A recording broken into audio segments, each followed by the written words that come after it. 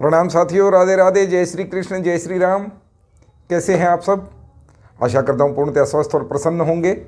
आप सबको श्री रामलला के पुनर्स्थापन और प्राण प्रतिष्ठा की बहुत बहुत बधाई। साथियों, मेरे एक मित्र ने कमेंट बॉक्स में कमेंट करके एक प्रश्न किया है जो कि ज़रूरी है, अच्छा है, मैंने जवाब देना उचित समझा। उसी के लिए मैं आज का ये वीडियो बना रहा हूँ। सभी ध्यान से सुने। यदि आपके साथ भी ऐसी कोई समस्या है तो इन बातों को ध्यान से सुने। उन्होंने प्रश्न किया, क्योंकि आजकल हमारी एक वास्तु से रिलेटेड मुख्य बातें, एक सीरीज चल रही है, तो उन्होंने प्रश्न किया है वायव्य कोण से रिलेटेड। वायव्य कोण उनका दूषित हो गया है उनके मकान में।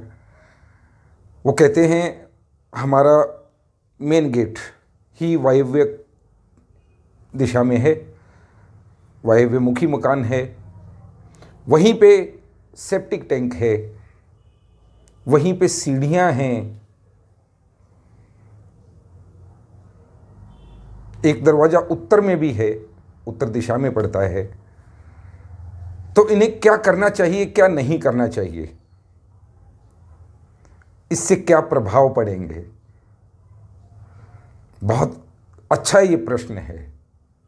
वायव्य दिशा बहुत ज़रूरी दिशा होती है। सभी कोने अपना अपना महत्व रखते हैं, सभी दिशाएं अपना महत्व रखती हैं वास्तु के हिसाब से। तो इनके प्रश्न का आज हम जवाब देते हैं। आप भी ध्यान से सुने ताकि आप भी अपने वायव्य की नकारात्मक ऊर्जाओं को नष्ट कर सकें, सकारात्मक ऊर्जाएं वहां से प्राप्त कर सकें। तो अब इनको क्या करना चाहिए? वहां होने से प्रभाव क्या पड़ेंगे? वहां यदि वास्तु दोष है तो उससे प्रभाव क्या पड़ेंगे? हाँ, वायव्य कोण में आपके मुख्य द्वार है,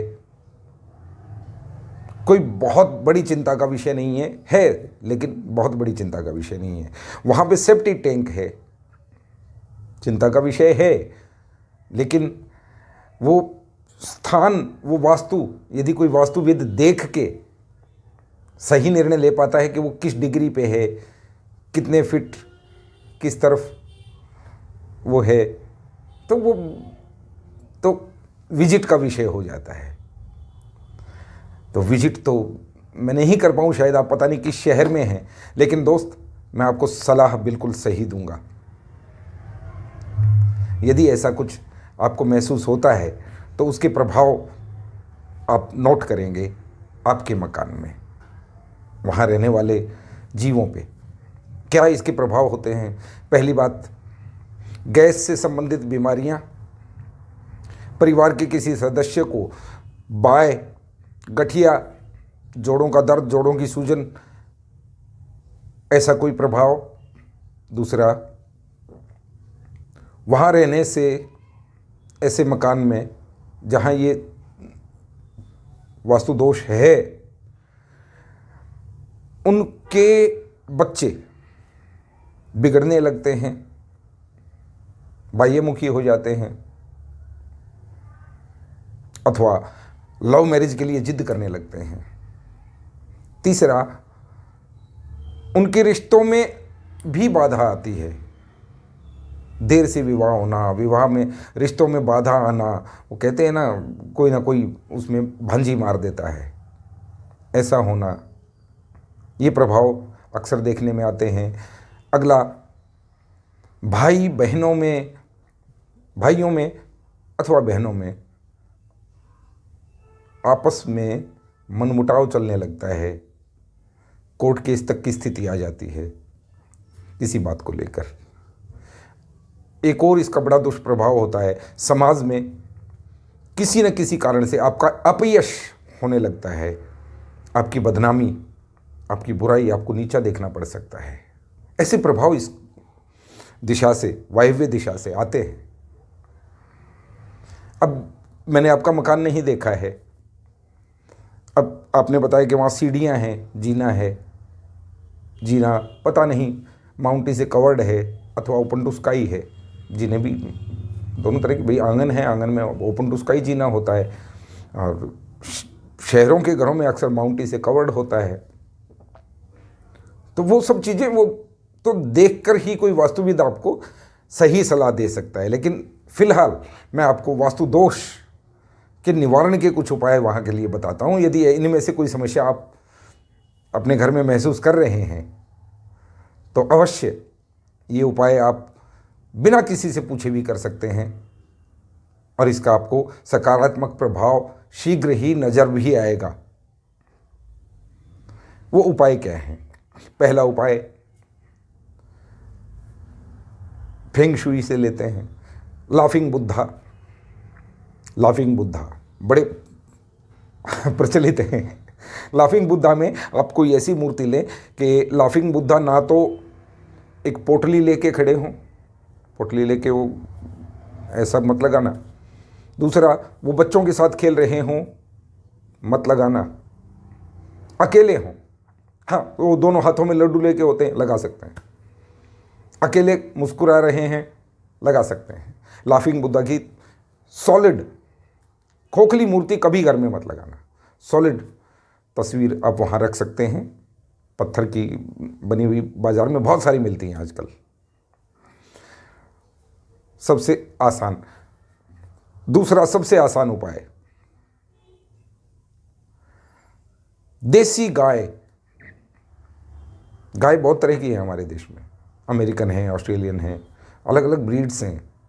देसी गाय का गोबर आप कहीं से ले आएँ, गौशाला से ले आएँ, आपके आसपास यदि मिल जाए तो बहुत अच्छा। देसी गाय का गोबर ले आएँ, और सेप्टिक टैंक की आपका जो भी लंबाई चौड़ाई है उसे छोड़कर, उस पर नहीं, सेप्टिक टैंक की लंबाई चौड़ाई का आपको अंदाज़ा होगा, आपका मकान है, उससे अलग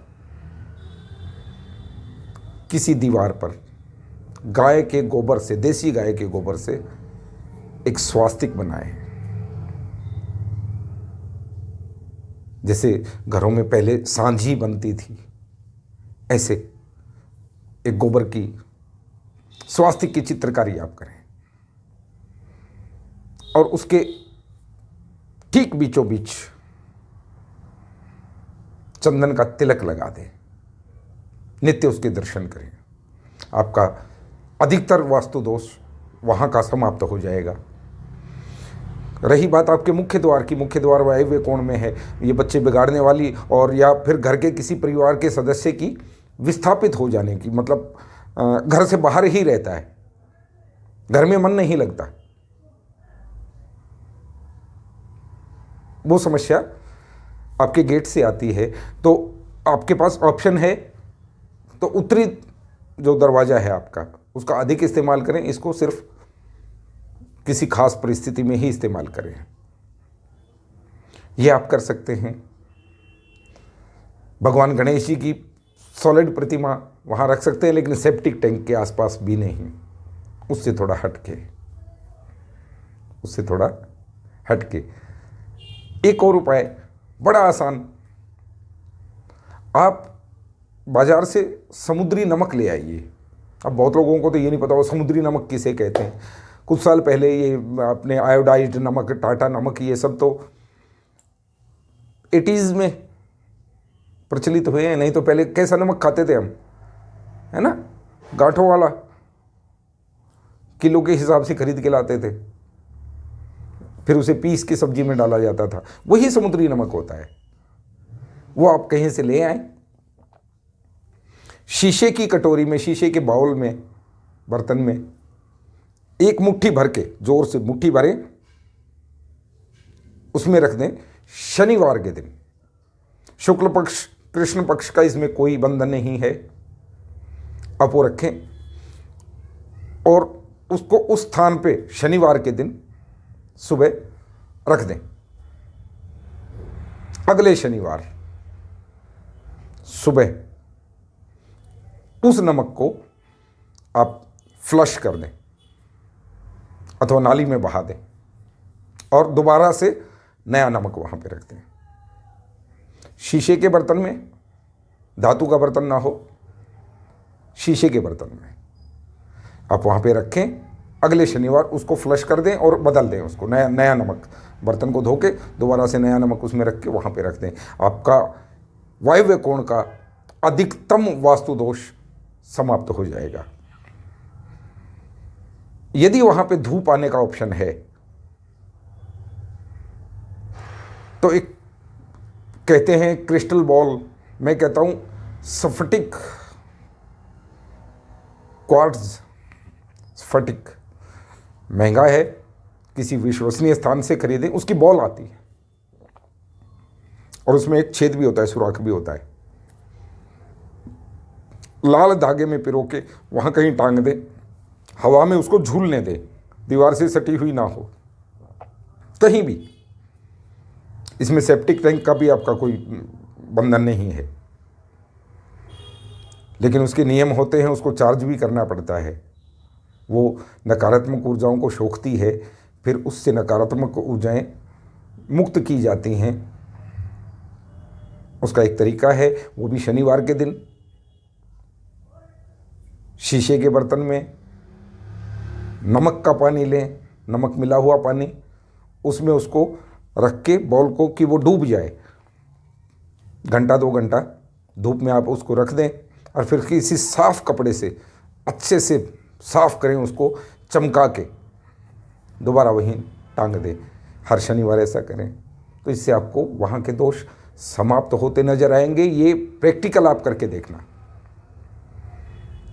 और इस तरह की समस्याओं के लिए अब हर जगह तो हम नहीं जा सकते। आपके नज़दीकी जो वास्तुविद हैं, आपके जानने वाले हैं, भरोसेमंद हैं, उन्हें बुला के आप सलाह ले सकते हैं। मैं आपको कॉमन सी बातें बता सकता हूँ सोशल मीडिया पे, तो बस यही हो सकता है ना।